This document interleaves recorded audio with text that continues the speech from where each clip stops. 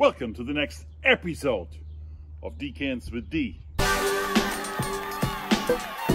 I am your host this afternoon. I am Dietmar Ostermann, and I'm the regular guy from Long Island. Malbec is back on the agenda. I got a message from one of my viewers yesterday, and he asked questions about one of my Malbec videos. And that's when I realized I haven't had another Malbec video in over 12 months. So that has to stop right now, right here. So Malbec, as you know, is a grape that came over from France originally into Argentina, and it's the biggest grape planted in Argentina today. There are many good wine regions in Argentina, but the number one wine region is Mendoza, all the way over there on the northwestern side of Argentina, very close to the Andes Mountains and to Chile.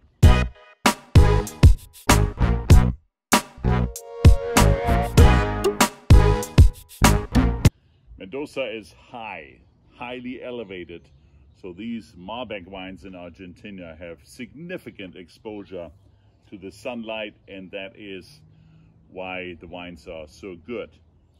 And with the European and North American influences in winemaking in Argentina, the wines became better and better and better. If you look at 2016 and before that, they were not quite as good, but 17 overall the harvest was rated by Wine Spectator 92 points. 2018 went up to 93 points in the Wine Spectator. In 2019, they haven't settled the score yet, but it's likely going to be 94 points. So if you go out to your local store or online at Vivino and you buy some Malbecs, try to get some of the 17, 18, or 19. They are fantastic. And by the way, ladies and gentlemen, if you like this show, please press that like button and subscribe to my channel. Also, watch me on Vivino. All of these wines will be rated later on tonight on Vivino as well. So enough about the philosophy of Malbec. Let's dive into some of these beautiful wines. There are two of the three that I'm tasting today that are no stranger to my show. The first one here is the Posta from the Pizella family. That's the wine that won my video of the 20 wines under $20 tasting. So that is how good this wine is. Let's open this up. The Posta is $17 on average. It's a 4.1 Vivino rated wine, and Wine Spectator did not rate it. Somebody asked me, do you decant Malbec? And I answered, yes, you can always decant every wine. Every wine will get better through decanting. But Malbec is one of those wines where I'd say it's not absolutely necessary to decant. So this is the 2018 Posta from the Pizella family, $17. On the color, we are looking at a deep ruby, not see-through. Nice fine lines in the glass indicating high alcohol content. Let's give it a sniffy sniff. Raspberry galore in the nose. Also some red currant immediately available. I detect also some black cherry. There's a note of chocolate in the nose as well. Some spice. Overall, interesting plethora of aromas coming out. Let's give it a whirl. On the palate, a plethora of fruit. I also detect, in addition to the raspberry and the red currant, the black cherry, black plum. Some of these chocolate notes come out very clearly in the flavor profile in the mouth. And then what this wine really is typical for are the wood characters, the sandalwood character, as the Pizella family calls it. A great wine. I gave this wine twice in Vivino 4.5 score. Today, I'm upping it, 4.7.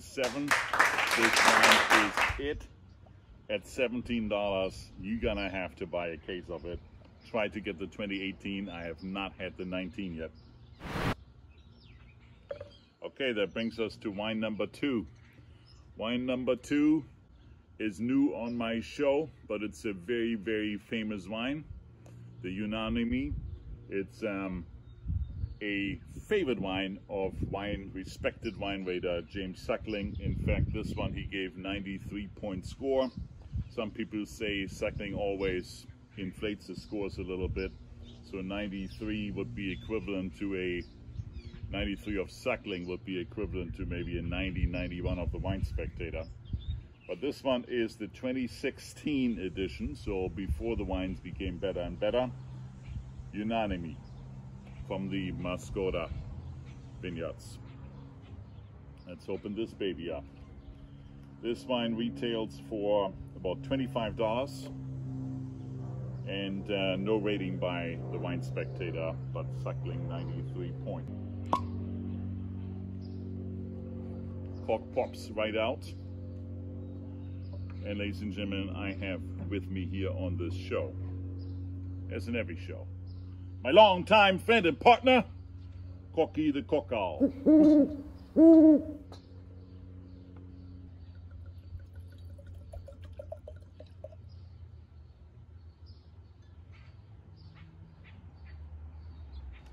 Unanime. Color is even darker than the La Posta. It's hinting a little bit into the purple, but I still would call it a ruby, dark ruby red. Thick lines in the glass indicating high alcohol content here as well. 14% alcohol.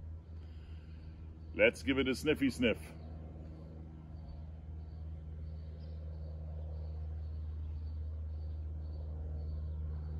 This wine has a few more black fruits than red fruits. I can detect here blackberry, also some black currant in the nose.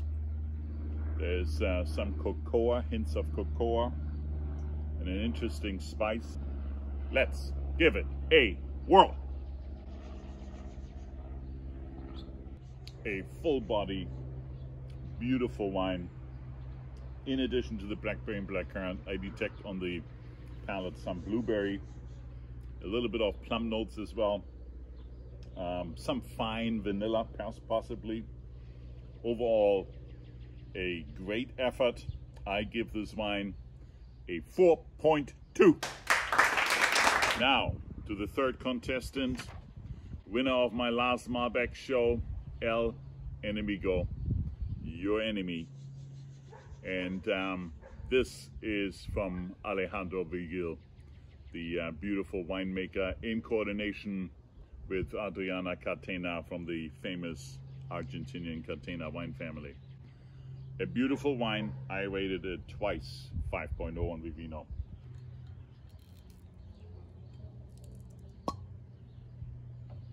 Cork is longer, the bottle is thinner and taller. It's a beautiful bottle. Corky is ready. Bang!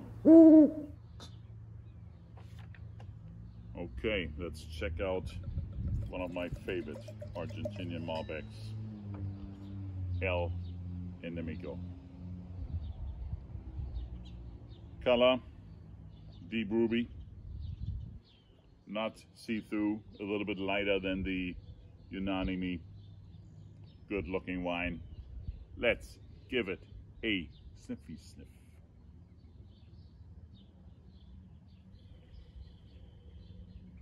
Ooh, raspberry flavors, cherry aromas, some red currant. There's also black fruit in here, some blackberry potentially. Plum. Plethora of fruit flavors. Very, very interesting. This wine, by the way, ladies and gentlemen, $24. A Wine Spectator, 91 rated points. 91 rated. And Tim Atkins rated this wine 93 points. 4.4 average on Vivino. Let's give it a whirl. So balanced, so even-keeled. The vanilla comes out, the cocoa comes out. The fruit, I would say, dominating is a combination of raspberry, blackberry, a little bit of plum in here. On the palate, less of a cherry that I detected in the nose, less of blackcurrant. Overall, a beautiful wine. 5.0, ladies and gentlemen. Again, at 5.0, the El Enemigo wins it. This is the 2017. I haven't had 18 and 19 yet. Get a case of it. This is it for today. That's the show. And again, if you like it, please like it and subscribe to my channel. And I see you every Sunday. See you next Sunday.